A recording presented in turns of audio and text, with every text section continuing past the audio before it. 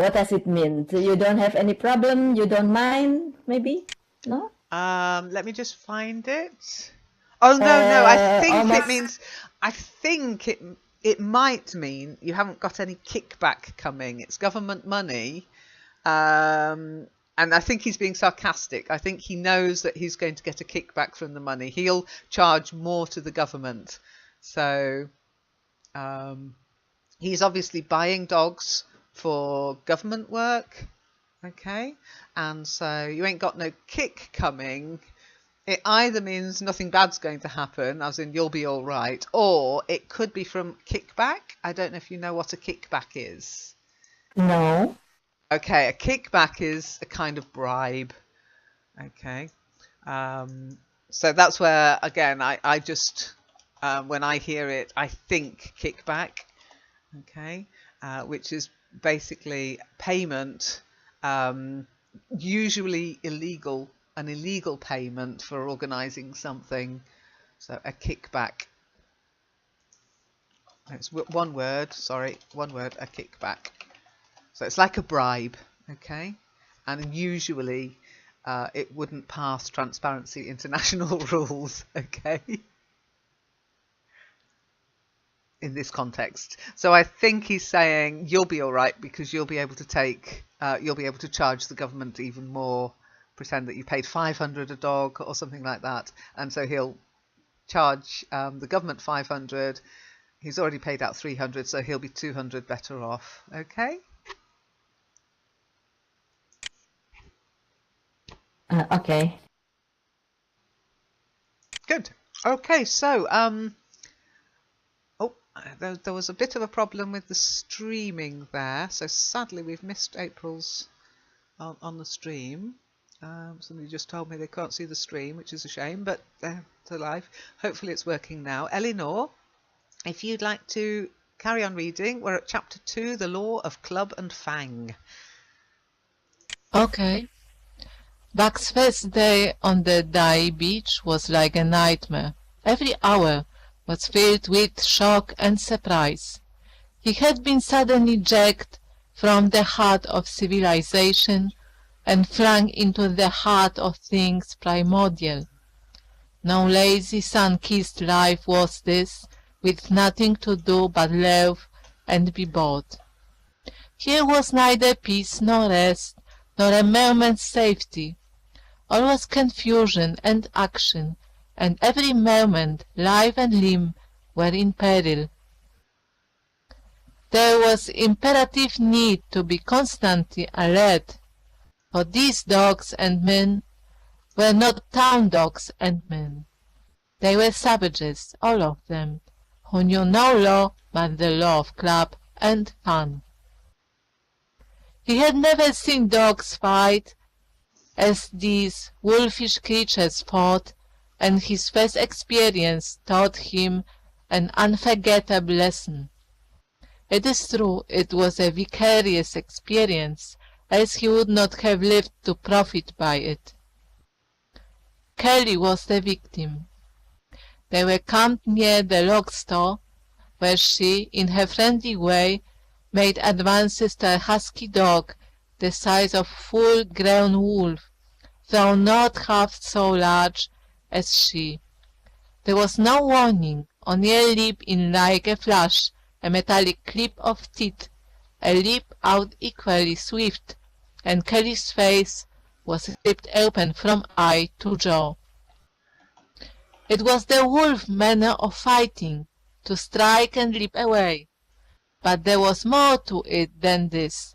30 or 40 huskies ran to the spot and surrounded the combatants in an intent and silent circle. Buck did not comprehend that silent intentness, nor the eager way with which they were licking their chops. Kelly rushed her antagonist, who struck again and leaped aside. He met her next rush with his chest, in a peculiar fashion that tumbled her off her feet. She never regained then. This was what the onlooking huskies had waited for. They closed in upon her, snarling and yelping, and she was buried, screaming with agony, beneath the bristling mass of bodies. So sudden was it, and so unexpected, that Bug was taken aback. He saw Spitz run out his scarlet tongue in a way he had of laughing, and he saw Francois, swinging an axe, spring into the mass of dogs. 3 men with clubs were helping him to scatter them. It did not take long. 2 minutes from the time Kelly went down, the last of her assailants were clapped off, but she lay there limp and lifeless in the bloody trampled snow, almost literally torn to pieces, the swart half-breed standing over her and cursing horribly. The scene often came back to Buck to trouble him in his sleep. So that was the way. No fair play. Once down, that was the end of you. Well, he would see to it that he never went down. Spitz ran out his tongue and laughed again, and from that moment Buck hated him with a bitter and deathless hatred. Before he had recovered from the shock caused by the tragic passing of Kelly, he received another shock. Francois fastened upon him an arrangement of straps and buckles. It was a harness, such as he had seen the grooms put on the horses at home. And he had seen horses work, so he was set to work, hauling Francois on a sled to the forest that fringed the valley, and returning with a load of firewood. So his dignity was sorely hurt by thus being made a draft animal. He was too wise to rebel. He buckled down with a will and did his best, though it was all new and strange. Francois was stern, demanding instant obedience, and by virtue of his wig receiving instant obedience, while Dave, who was an experienced wheeler, nipped Buck's hind quarters whenever he was in error. Spitz was the leader, likewise experienced, and while he could not always get at Buck, he growled sharp reproof now and again, and cunningly threw his weight in the traces to jerk Buck into the way he should go. Buck learned easily, and under the combined tuition of his 2 mates and Francois made remarkable progress. Ere they returned to camp, they knew enough to stop at halt and to go ahead at march, to swing wide on the bends and to keep clear of the wheeler when the loaded sled shot downhill at their heels. Very good. They Well were... done. Okay, yep, well done. It's time to stop. Time to stop. No alarm. No, I Okay. can't get the alarm working at the moment. Maybe one of these days it will be back.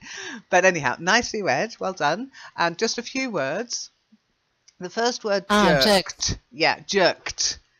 To jerk. Jerked. I swallowed. Yeah, you swallowed the Oh, again. So to jerk, of course, you have the word a jerk, as in an idiot and an imbecile. But to jerk, sort of a sharp pull. So jerk. yeah, but because from physics I know it. Yeah. It's, I don't remember what it was, but it's jerked. Jerked. Yeah, not jacked, jerked. You've got to get that long. Jerked. Long. Yeah. I know. Try again. Theoretical. Jerked. Yeah, jerked the first time was fine. The second one, it sounded like jacked again. So, jerked. Jerked.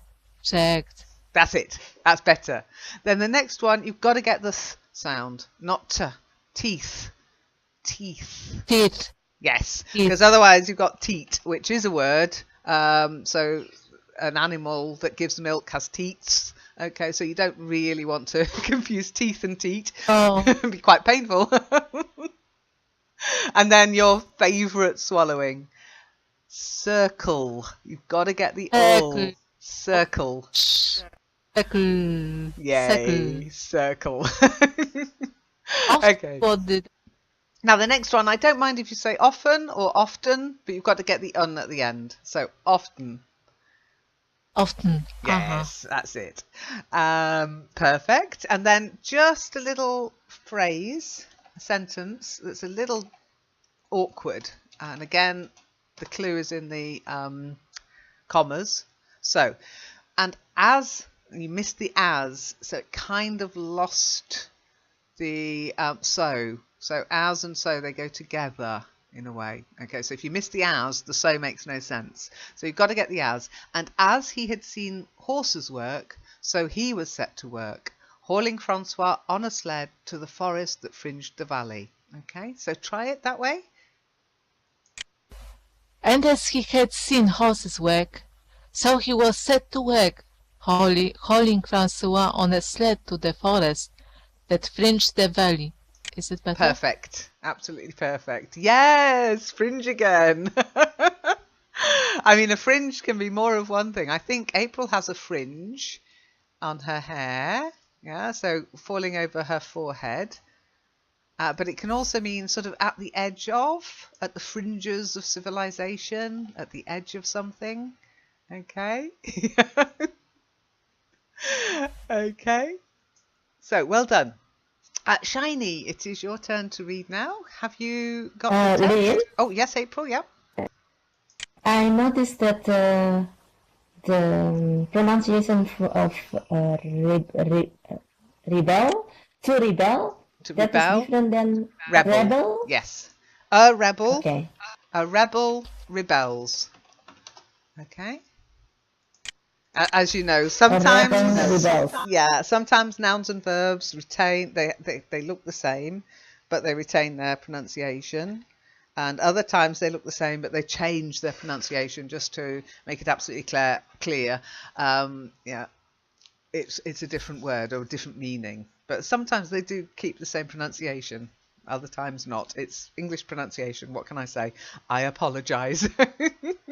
Okay. Any other questions before we move on? Shiny, have you got voice? Hello. Hello. Nice to hear your voice this morning. Thank you. Three fair good dogs. Francois told Perrault, that bark him pull like hell. I teach him quick as anything. By afternoon, Perrault, who was in a hurry to be on the trail with his dispatches, returned with two more dogs, Billy and Joe. He called them, two brothers and true huskies, both sons of the one mother, though they were as different as day and night. Billy's one fault was his excessive good nature, while Joe was the very opposite, sour and introspective, with a perpetual snarl and a malignant eye. Buck received them in a comradely fashion. Dave ignored them, while Spitz proceeded to thrash first one and then the other. Billy wagged his tail appeasingly, turned to run when he saw that appeasement was no avail, and cried, still appeasingly, when Spitz's sharp teeth scored his flank. But no matter how Spitz circled, Joe whirled around on his heels to face him. Man bristling, ears laid back, lips writhing and snarling, jaws clipping together as fast as he could snap, and eyes diabolically gleaming, the incarnation of belligerent fear. So terrible was his appearance that Spitz was forced to forego disciplining him, but to cover his own discomfiture, he turned upon the inoffensive and willing Billy and drove him to the confines of the camp. By evening, Perrault secured another dog, an old husky, long and lean and gaunt, with a battle-scared face and a single eye, which flashed a warning of prowess that commanded respect. He was called Solex, which means the angry one.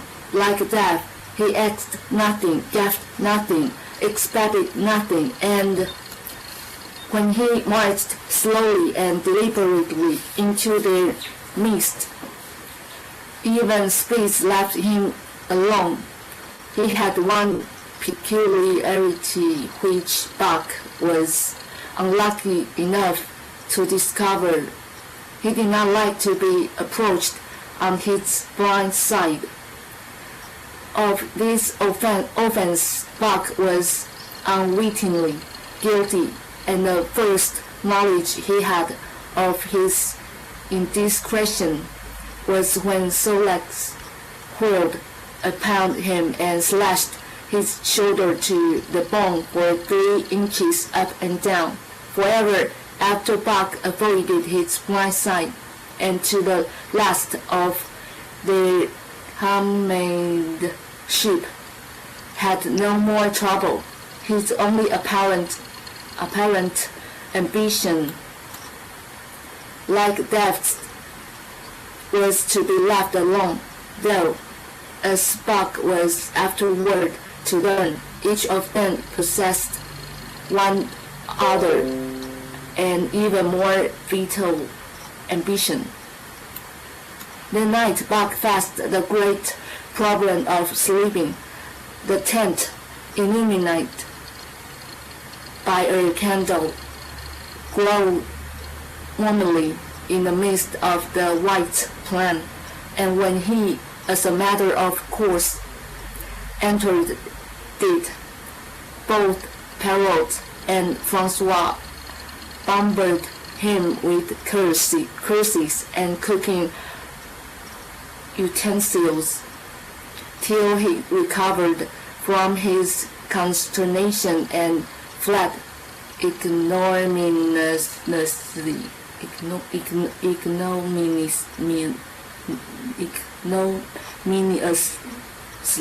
into the outer cold.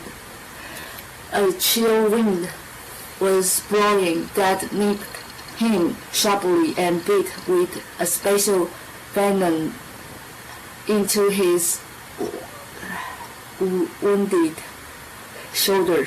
He lay down on the snow and attempted to sleep, but the frost soon drove him shivering to his feet.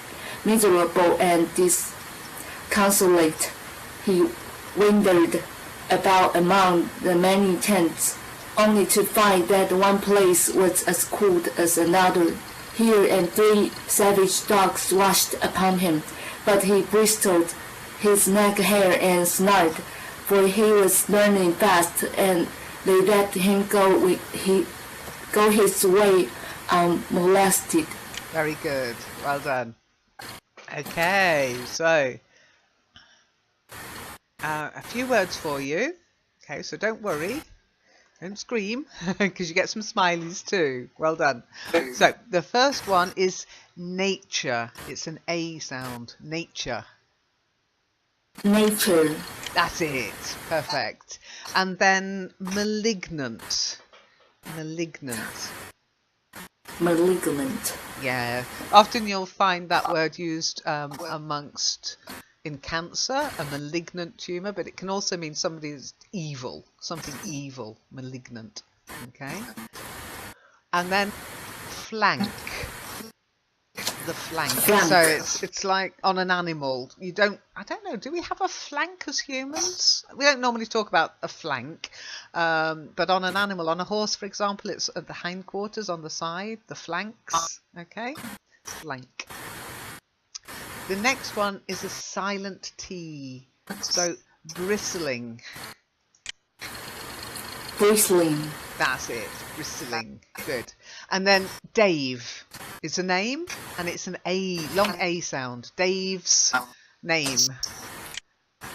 Dave's. That's it. Good. Then we've got offensive but inoffensive. Inoffensive. Inoffensive. Yeah, most people are pretty inoffensive. Gaunt. If you're looking really ill and if you're underweight, you might look gaunt. Gaunt. Very good. The next one is a double R, so it's not scared, it's scarred. If you have an injury and it heals and leaves a scar, it means you are scarred. Scarred. Exactly, April. Don't be ashamed of your scars. Be proud of them. They show that you survived whatever tried to hurt you. Scarface, yes, Marco. Oh, I've just seen he plays on the right flank. Yeah, it's also a footballing term. That's right. But scarred, not scared. Okay, so watch out for that double R. The next one, I don't mind if you say asked or asked, but you've got to get it into the past tense. So, asked. Asked. That's it. Oh, perfect. Well done. And the next one, again, we've got inoffensive, but an offence. Offence. Offense. That's it. It sounds almost like offence, doesn't it? But it's basically, if you break the rules, it's an offence. And it can be offensive. The next one, it's not vital, it's vital. Really urgent. It's a vital message. It's a vital thing to do. You have to do it. Vital. Vital. Yeah, now there is a word vital in American English especially that means, I think, food, victuals, but it's a very American term, victuals, but vital when it's a T-A-L ending. Then we've got to illuminate, but illumined. If it's lit up, it's illumined. Illumined. Very good. And if you get pelted with something, you get bombarded. So, for example, in Friday's session, I was bombarded with snowballs. All picked on me. Bombarded. I've still not recovered. Bombarded.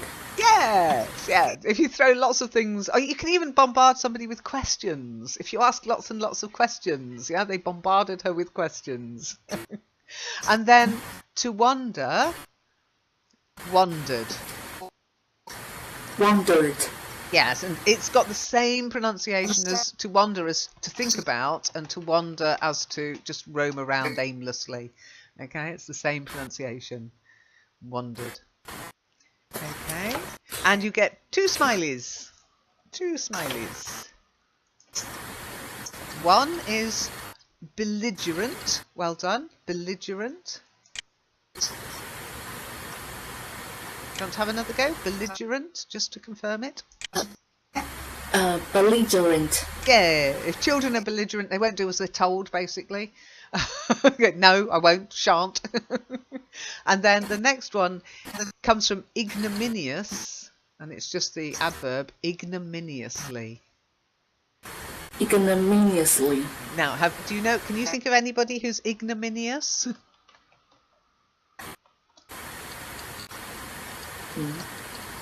It means causing public shame or disgrace. Me? April! What a surprise you wrote that. I think we've got a lot more ignominious stuff coming out of that quarter, shall we say? It's something to look forward to. Maybe. Okay, next person is Moz. If Moz has got voice. You're welcome, Shirley. Yes, sorry, April. Is it here disconsolate or disconsolate? Disconsolate. Yeah, Okay. disconsolate. You can console somebody, okay, as in you can comfort them, so to console, but if you're disconsolate, it means you're unconsolable. You can't be comforted, okay? So he's very unhappy, okay? But you have the verb to disconsolate or not? I use it as an adjective. I haven't seen it used as a verb. I mean, I'm not a dictionary, but I would say it's just an adjective. Downcast. You can have it as a noun, disconsolation, but it's not often used. But disconsolate or disconsolately as an adverb, okay?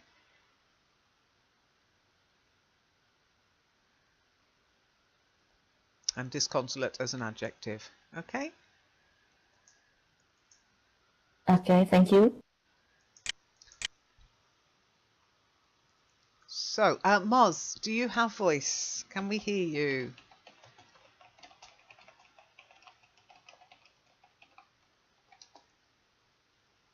Okay, I can't see. I can see a white dot. It's very no. Oh, bums. Ooh. I'm sorry, Moz. I mean, you've got that white dot. It's so important to have that white dot. We should be able to hear you. Which viewer are you using?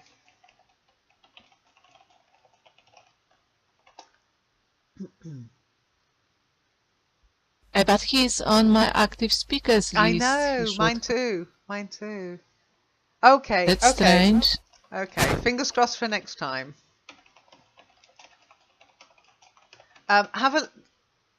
If you would like more help, write down some of the details on the forum in the group, the Virtual Worlders group. Tell us what viewer you're using, and I'll see if I can do some screenshots to show you how to set up the preferences. Okay. Anyway, we'll move on. Marcello has left. He ran out of time. So Marco, it is your turn. Oh, so I will make mistakes, no? Why, Okay. what? Because if they stay, there will no place for me to reading, and I will not make any mistakes. But Oh, no, that's not making mistakes. That's just not doing. Come on. If you don't make any mistakes, you're not trying hard enough. Okay, absolute no mistakes. Okay. Okay, whenever From you're finally. ready. Okay, from finally. Yes, I think his finally an idea came to him. Yeah. Oh, okay. Finally, an idea came to him. He would return and see how his own teammates were making out. To his astonishment, they had disappeared. Again, he wandered about through the great camp looking for them, and again he returned. Were they in the tent? No, that could not be, else he would not have been driven out. Then where could they possibly be? With drooping tail and shivering body, very forlorn indeed, he aimlessly circled the tent. Suddenly the snow gave way beneath his forelegs and he sank down. Something wriggled under his feet. He sprang back, bristling and snarling, fearful of the unseen and unknown. But a friendly little yelp reassured him, and he went back to investigate. A whiff of warm air ascended to his nostrils, and there, curled up under the snow in a snug ball, lay Billy. He whined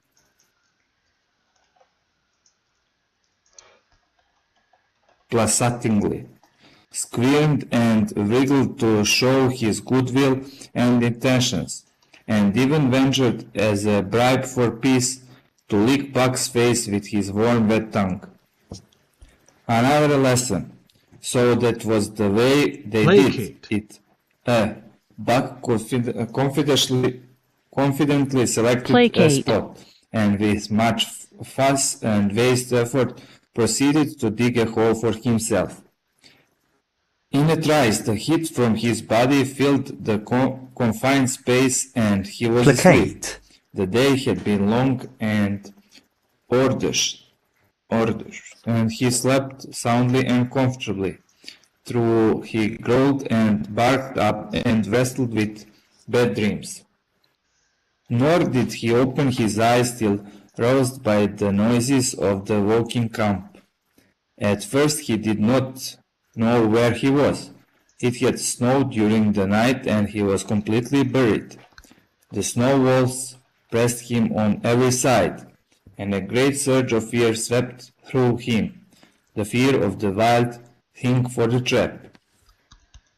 It was a token that he was harking back through his own life to the lives of his forebears, for he was a civilized dog, an unduly civilized dog, and of his own experience knew no trap and so could not of himself fear it.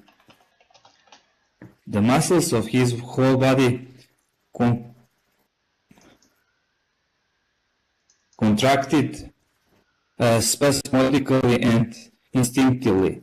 The hair on his back, on his neck and shoulders stood on end, and with a ferocious snarl he bounded straight up into the blinding day, the snow flying about him in a flashing cloud.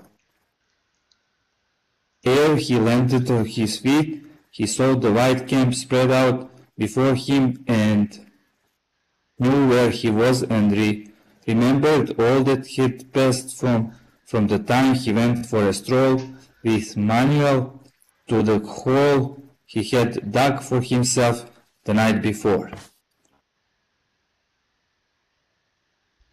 A shout from Francois hailed his appearance. "What I say," the dog driver cried to Perrault. "That buck for sure learned quick as anything." Perrault nodded gravely. As courier for the Canadian government, bearing important dispatches, he was anxious to secure the best dogs, and he was particularly gladdened by the possession of Buck.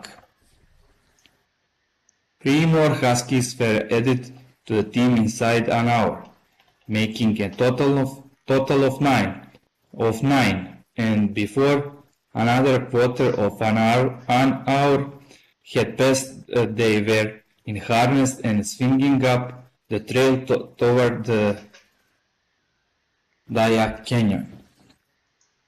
Buck was glad to be gone, and though the work was hard, he found he did not particularly despise it. He was surprised at the eagerness which animated the whole team, and which was communicated to him, but still more surprising was the change wrought in Dave and Sol Legs. They were new dogs, utterly transformed by the harness. All passiveness and unconcern had dropped from them. They were alert and active, anxious that the work should go well, and fiercely irritable with whatever, by delay or confusion, retarded that work. The toil of the traces seemed the supreme expression of their being, and all that they lived for, and the only thing in which they took delight. Dave was Wheeler on sled dog. Pulling in front of him was Buck. Then came Sol Legs. The rest of the team was strung out ahead, single file to the leader, which position was filled by Spitz. Buck had been purposely placed between Dave and Sol Legs, so that he might receive instruction. Upschooler that he was, they were equally apt teachers, never allowing him to linger long in error, and enforcing their teaching with their sharp teeth. Dave was fair and very wise. He never nipped back without cause, and he never failed to nip him when he stood in need of it. As Francois' whip backed him up, Buck found it to be cheaper to mend his ways than to retaliate. Once, during a brief halt, when he got tangled in the traces and delayed the start, both Dave and Solex flew at him and administered a sound trouncing. The resulting tangle was even worse, but Buck took good care to keep the traces clear thereafter, and ere the day was done, so well had he mastered his work, his mates about ceased nagging him. Francois' whip snapped less frequently, and Perrault even honored Buck by lifting up his feet and carefully examining them. Very good. Well done. Nicely read. Okay. So a couple of words and a couple of smileys. No phrases. So super. Very good. Just one little thing. I've just got to... yeah, just that last word at the end. Just add that. So... this one's going to have April asking me a question. I am absolutely positive of it. I'm just absolutely sure of this. But as a Brit, I say placatingly. So it's a hard k sound to placate somebody. And if you do something in a placating way, you do it placatingly. Okay? Now, Americans do say placatingly, but the important one for you is the k rather than say. It's not like place, it's placate, placatingly. Try it, Marco.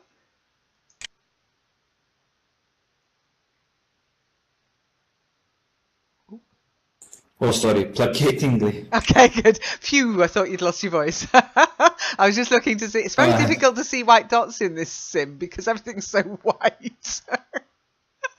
Okay, the next one, if something's really hard work, it's arduous. So arduous. Arduous. Perfect. Well done. And then the next one is from to rouse somebody. Not rose, roused.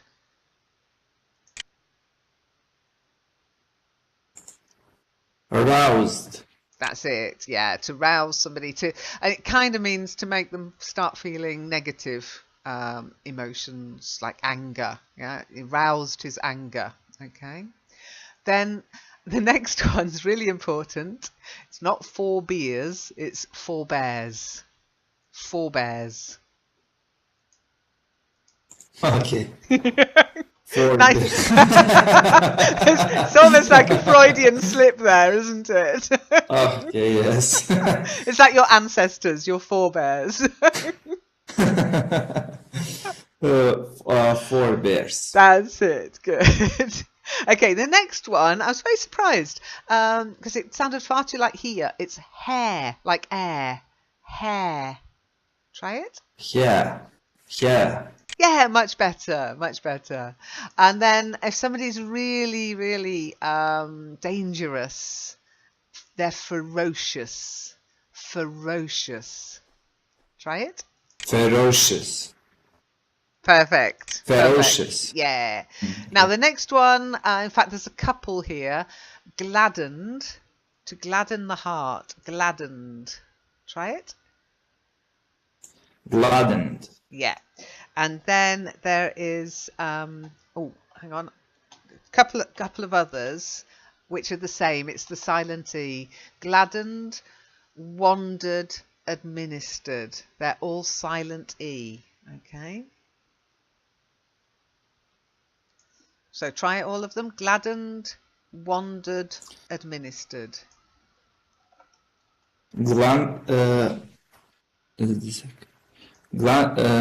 Gladdened, wounded, administered. Yeah, they're all silent E. Well done. It's just, again, it's one of those things you just have to develop a feeling for. Okay. Then the next one is hard, not heard. Hard, like R sound. Hard. Hard. Yay. Hard. Make sure it's a D. Hard. Otherwise, it might sound like heart. Okay, so hard, heart. You can be hard-hearted if you're a crawl person. Hard-hearted. Try it. Hard-hearted. Yes, yeah, good. That's not too bad. Not too bad. Okay, the next one, it's not oo, it's utterly. Utterly butterly. Utterly. Utterly. Yay! It means completely. Yeah, it was utterly wonderful. And then another one with an equally. Equally. Equally. Yeah, the equal sign. Yeah, equal. So, equal, equally. Then this next one is air. It sounds But how like to say equalize? No, that's Equalize. equalized. Equalize. Yeah. Equalize. So it's equal, equally, equalized. Oh, Moz is bouncing. Moz, what have you done? You're bouncing along like a bunny rabbit. So, next one. You might find it better to sit, Moz. Okay? If you sit on one of the seats or next to me on the rug, you can sit down. Okay, so equal, equally, equalized. Do you want to try them all, Marco? Okay.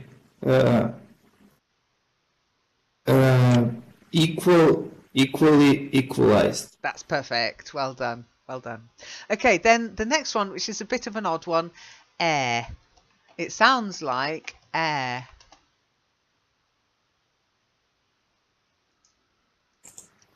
Air. Yeah, it's a bit of literary English. It just means before. Yeah, I'll be back ere the sun goes down. Okay. But the new era. Does era how It's to? error is double R. Air is ER. No era. New era like. Oh, era. Era. Era. New era. Yeah. Okay. Era is Oh, another period of time. So we're in the technological era at the moment, I think. Okay. But air, don't confuse it with era. Air just means it's literary English. It means before. Ere the sun went down, she ate some garlic to fight off the vampires. I don't know. That's why I'm probably not a writer. Okay, the last one, it's not seized. If you say it with a Z sound, it sounds like seized. It's actually a softer sound, ceased. So you've got to seize, that's to grab hold of something. To cease means to end something. So it's ceased. Ceased. That's it. Good, good, good. Well done. So you can see it's spelt differently and the pronunciation has to be different because otherwise it's easily confused. And you get your smiley for linger. Linger. To remain. Linger. Well, yeah, it means to remain, but also in a sort of lurky kind of a way. For sometimes when you log off, hey Moz, you've got little wavy lines, yay! Hi Moz, I just heard you. I don't know what you did, but do it again.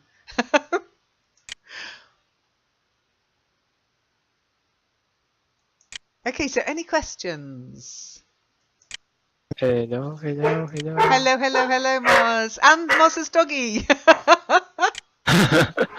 No, We missed him. oh yes. Hi, Hi, Muzz. Have you got time to read, Muzz? Yes, maybe it's hard to me to read because I think this one it needs to hold down while I'm speaking. This icon microphone, I don't know how to Okay, hold which without using my hand. which viewer are you using? Firestone. Okay, the Really? button that you're holding down, can you see a little box in the top right corner of it? A tiny little box, like a click box, a tick box. Uh, Top right corner of the button, yeah?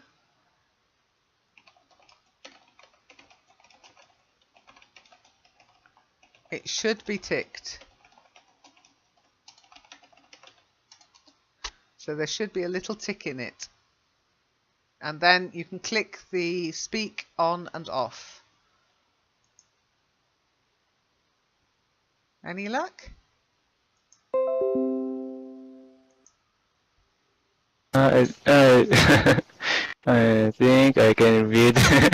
It didn't work. Oh. I, Well, would you like me to? I, If you like, I can cut and paste into local chat, so that might be easier for you. Okay.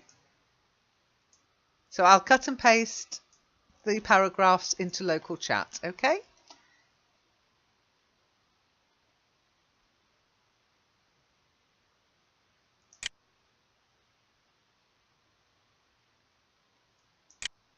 Okay, Moz. So from It Was a Hard Day's Run. okay. It was hard day's run up to the cannon, through sheep camp, past the scales and the timberline, across glaciers and snowdrifts, hundreds of feet deep, and over the great Chilkoot Divide, which stands between the salt water and the fresh and guards forbiddingly the sad and lonely north.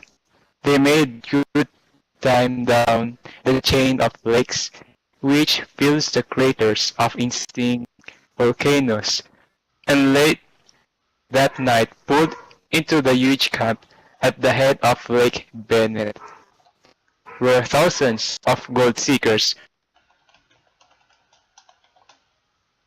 were building boats against a break up the ice in the spring.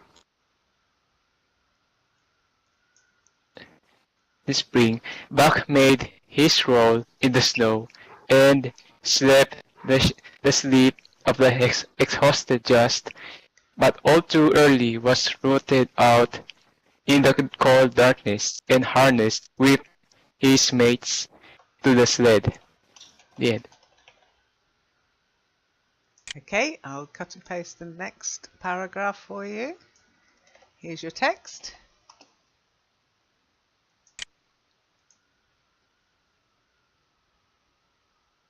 That day they made 40 miles, and the rail being panicked, but the next day, and for many days to follow, they broke their own trail, worked harder, and made poor time.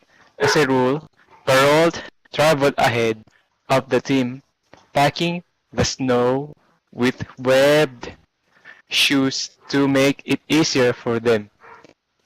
Francois, guiding the sled at the gee pole, sometimes exchanged places with him, but not often. Perrault was in a hurry, and he prided himself on his knowledge of ice, and which knowledge was indispensable, for the fall ice was very thin, and where there was swift water, there was no ice at all. Very good, well done. Let's carry on.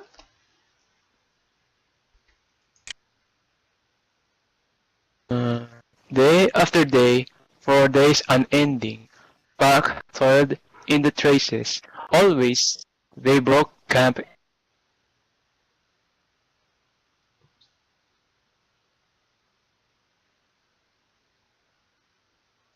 Okay, you've lost voice, Moz. Where did I stop? Okay, they broke camp. Always, They broke camp. they broke up in the dark, and the first gray of dawn found them hitting the trail with fresh miles reeled off behind them. And always they pitched camp after dark, eating their bit of fish and crawling to sleep into the snow. Buck was ravenous. The pound and a half of sun-dried salmon, which was his ration for each day, seemed to go nowhere. He never had enough, and suffered from perpetual hunger pangs. No, I get. Never hunger pangs. Yet the other dogs, because they weighed less and were born to the life, received a pound only of the fish and managed to keep in good condition. Okay, last paragraph. Okay. Yep, well done.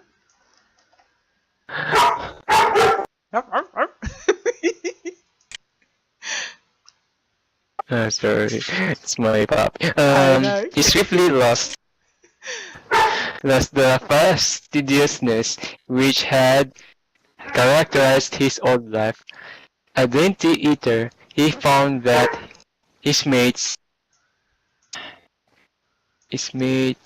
finishing first robbed him of his unfinished ration.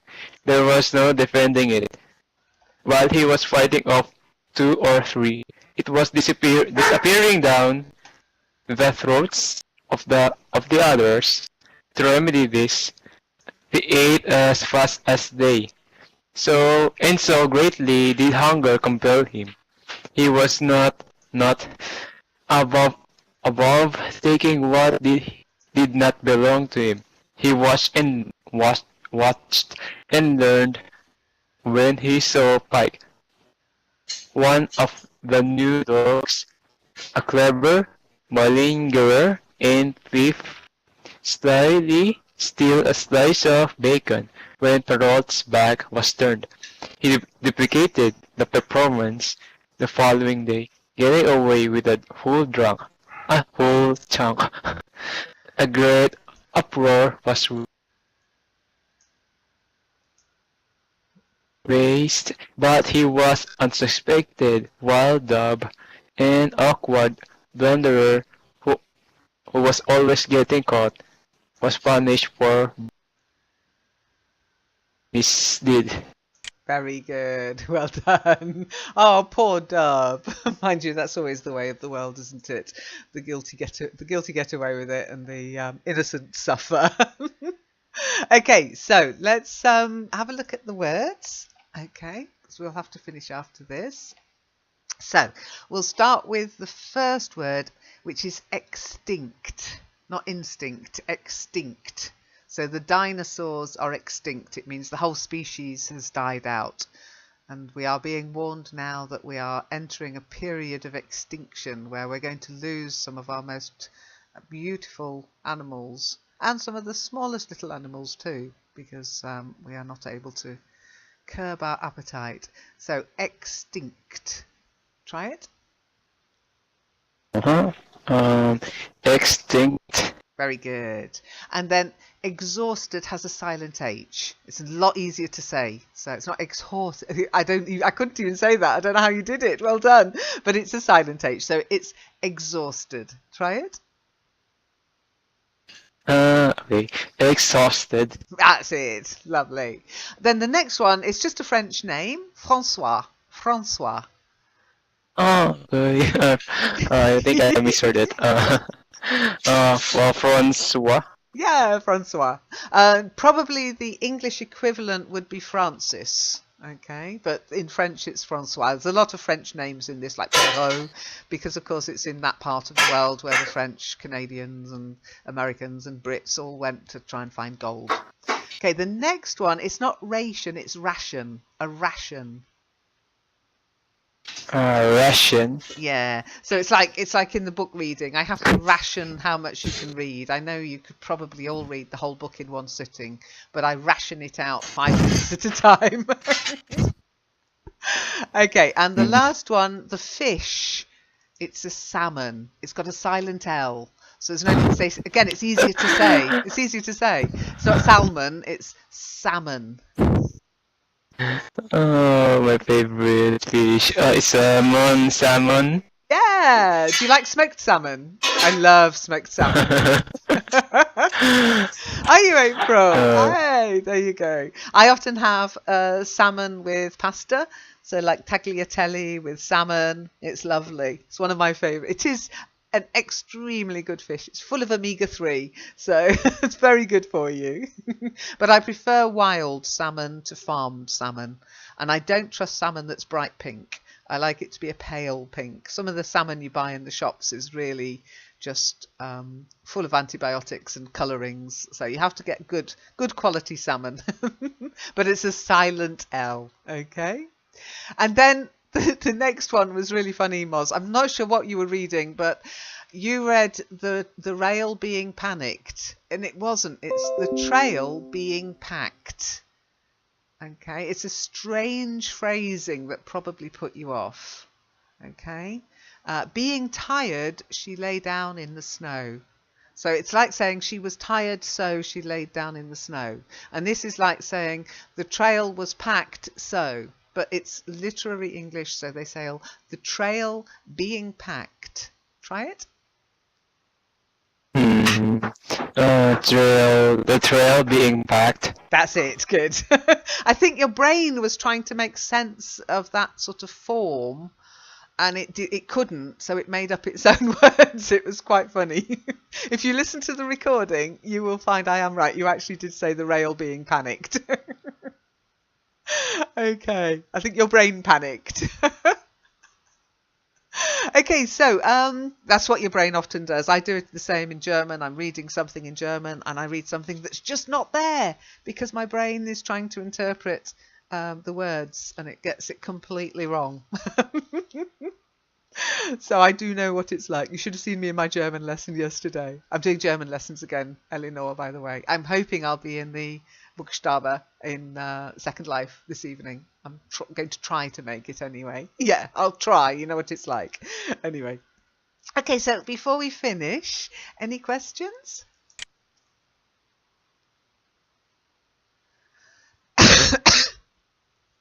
How do you pronounce this word? Oh, ravenous. Ravenous. Okay, Really ravenous. hungry. So we do Ravenous. say to rave. Yeah, so you know, to rave or to rave, but if it's about hunger, not partying hard, it's ravenous. Okay, so poor Buck was perpetually hungry. He was ravenous.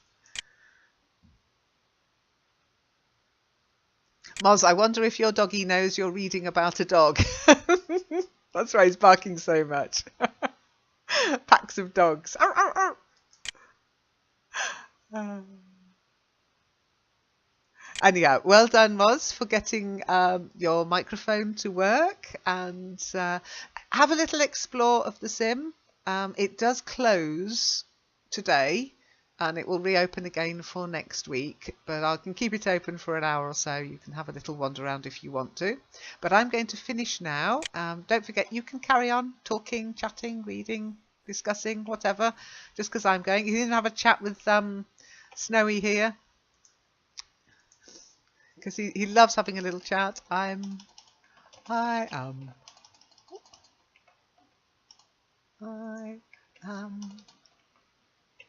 Oh, that's strange. I've got a strange thing going on.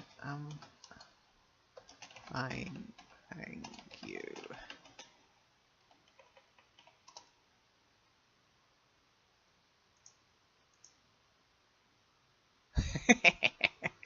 Trouble is, he doesn't shut up. I warn you now.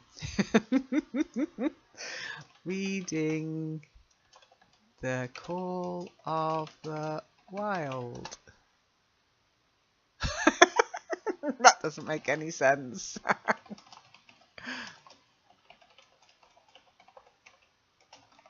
You silly snowman.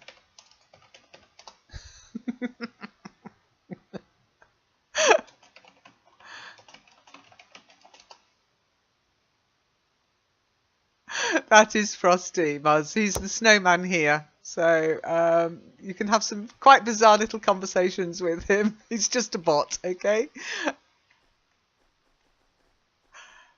But you'll find some winter vocabulary sections around for skiing, skating, putting on warm clothes, etc. And so take your time. All right. And I will see you all, I hope, tomorrow. Don't forget the English Speaking Club will be on Skype this evening. And of course, I believe Natasha will be running her session this evening. And I think Aladdin's got a session this evening too. I forgot to ask him in this morning's session. But check the calendar and you will see. Yep, Ask Aladdin is on as well after Natasha's session. So you can ask Aladdin for the link. You're welcome. Okay, so take care and thank you for coming. Thanks for taking part. Bye.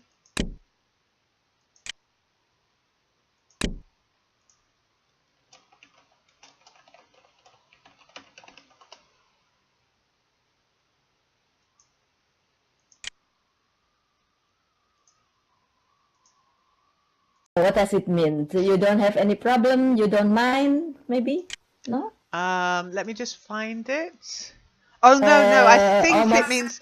I think it might mean you haven't got any kickback coming. It's government money, and I think he's being sarcastic. I think he knows that he's going to get a kickback from the money. He'll charge more to the government, so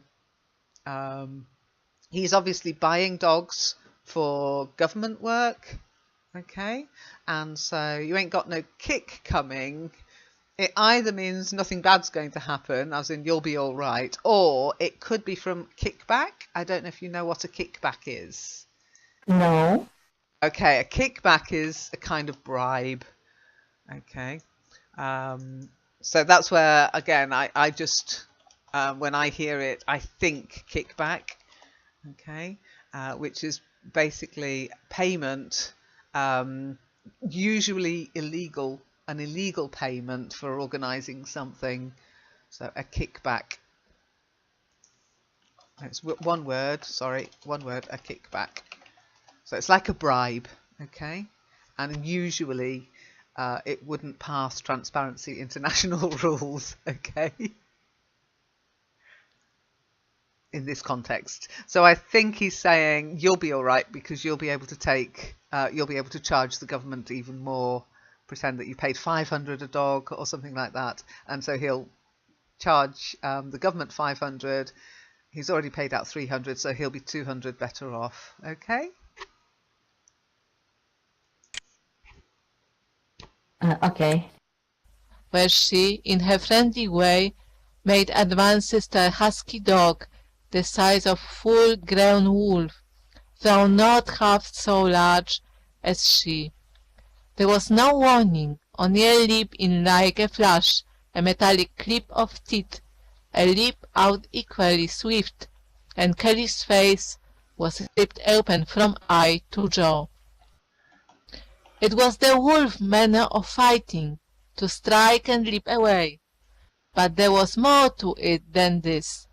30 or 40 huskies ran to the spot and surrounded the combatants in an intent and silent circle. Buck did not comprehend that silent intentness, nor the eager way with which they were licking their chops. Kelly rushed her antagonist, who struck again and leaped aside. He met her next rush with his chest, in a peculiar fashion that tumbled her off her feet. She never regained then. This was what the onlooking huskies had waited for. They closed in upon her, snarling and yelping, and she was buried, screaming with agony, beneath the bristling mass of bodies. So sudden was it, and so unexpected, that Buck was taken aback. He saw Spitz run out his scarlet tongue in a way he had of laughing, and he saw Francois, swinging an axe, spring into the mass of dogs. 3 men with clubs were helping him to scatter them. Good. Okay, so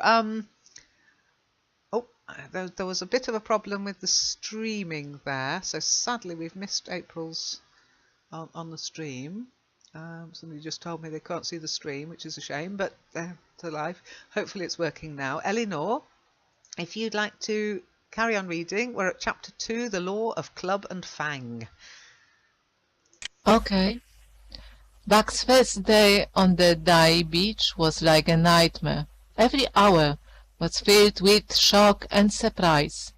He had been suddenly jerked from the heart of civilization and flung into the heart of things primordial. No lazy sun-kissed life was this, with nothing to do but live and be bored. Here was neither peace nor rest, nor a moment's safety. All was confusion and action, and every moment life and limb were in peril. There was imperative need to be constantly alert, for these dogs and men were not town dogs and men. They were savages, all of them, who knew no law but the law of club and fun. He had never seen dogs fight as these wolfish creatures fought, and his first experience taught him an unforgettable lesson. It is true it was a vicarious experience, else he would not have lived to profit by it. Kelly was the victim. They were camped near the log store. It did not take long. 2 minutes from the time Kelly went down, the last of her assailants were clapped off, but she lay there limp and lifeless in the bloody trampled snow, almost literally torn to pieces, the swart half-breed standing over her and cursing horribly. The scene often came back to Buck to trouble him in his sleep. So that was the way, no fair play. Once down, that was the end of you. Well, he would see to it that he never went down. Spitz ran out his tongue and laughed again, and from that moment Buck hated him with a bitter and deathless hatred. Before he had recovered from the shock caused by the tragic passing of Kelly, he received another shock. Francois fastened upon him an arrangement of straps and buckles. It was a harness, such as he had seen the grooms put on the horses at home.